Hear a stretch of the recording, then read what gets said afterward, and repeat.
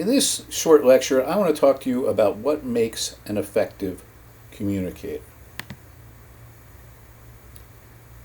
Your book tells us that competent communication involves achieving one's goals in a manner that maintains or enhances the relationship in which it occurs. Again, competent communication involves achieving one's goals, so getting what you set out to get, in a manner that maintains or enhances the relationship in which it occurs. So you achieve what you want to achieve, but at the same time, you effectively maintain the relationship you have with the other person, or you make it better. So that's what competent communication is. So competence in this scenario involves effective and appropriate communication. You're looking out for yourself and the other person. With that said, there's no ideal way to communicate effectively. So a wide variety of communication styles can be effective. And these different styles are largely based on context. So there has been, throughout the history of the social sciences, a dramaturgical model of communication. The guy who came up with this is a fellow by the name of Erving Goffman. He's a famous social scientist who wrote a book called The Presentation of Self in Everyday Life. Now, Erving Goffman, when he wrote this, by the way, it's the most cited book in the history of the Academy. So it's like the #1 most cited book ever. And the idea at the center of it is pretty simple. And his idea was that we're all kind of acting when we interact with other people, when we deal with other people. And we change the way we act based on where we are. So for example, you don't act or communicate the same way with your professor that you do with your roommate.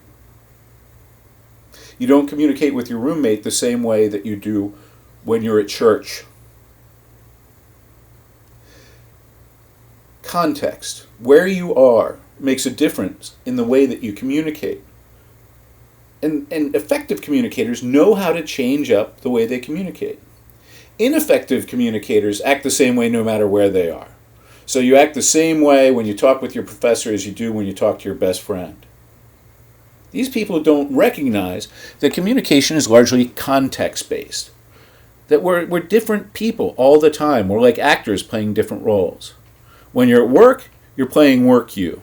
When you're at home, you're playing daughter you, or mother you, or girlfriend you. When you're at the club with your friends, you're playing happy at the club with my friends you. And in every situation, you communicate differently. Sometimes when we don't know how to communicate in a certain situation, we just copy others. And there's nothing wrong with that. That's the way we learn how to communicate in different situations.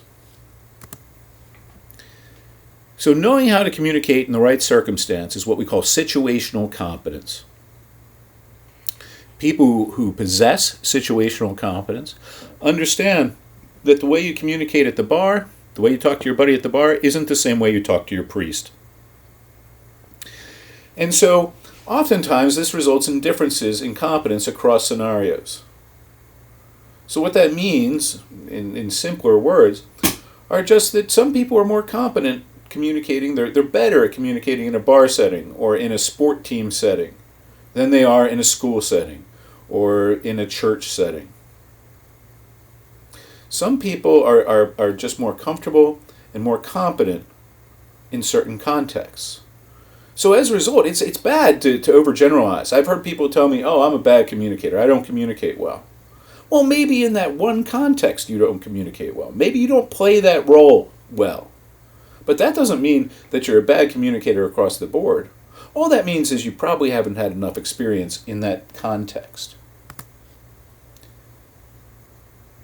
Related to this is the idea that competence can be learned. There are some things that are hardwired in you. We know that how social you are, how angry you are, how relaxed you are. These things are all built into your DNA. It's part of your genetic makeup. Fortunately, however, research tells us that situational competence can be learned. It can be learned through education and training. So when you get to college, you might not know how to communicate effectively with your professors. And that's okay, because it can be learned.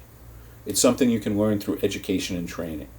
It'll be the same thing when you go and you work at your career for the first time. It'll take a while to learn situational competence in those scenarios. So what are the characteristics of competent communicators? What do they know? What do they do that makes them good at communicating? Well, the first one is they have a wide range of behaviors to choose from. They have all these different behaviors that they've practiced, that they've done before, and they know how to use them in different situations. They choose the most appropriate behavior based on what they want, how much they know about the other person, and where they are. We know that competent communicators are skilled at performing these behaviors. Just because you're aware of something, just because you know it, doesn't mean that you can do it. If this were the case, then people wouldn't have any trouble quitting smoking. I mean, people know that smoking's bad for you, but they do it anyway. So just because you know that smoking gives you cancer doesn't mean that you can quit or that you're ready to quit. Just because you know that drinking day in and day out is bad for you doesn't mean that you know how to quit. So people who are competent at this are skilled at performing these different behaviors. These people also possess what's known as cognitive complexity. So this is a fancy term that means that we're able to construct a variety of frameworks for understanding an issue. We can look at it from all different sides. So, for example, in my public speaking course, I have students talk about important topics that are controversial. So maybe someone's getting up to talk about abortion.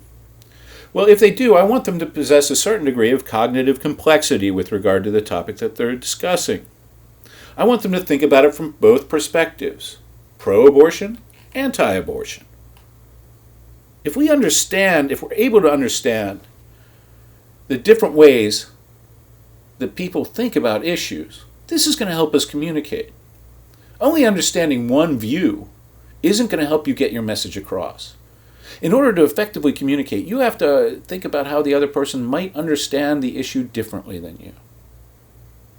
People who are competent communicators are also good at self-monitoring. That means they're able to look at themselves and how they act and make adjustments as needed. This is hard to do. It's hard to know yourself. In fact, you're probably one of the hardest people to get to know because you never see yourself, because you already are yourself.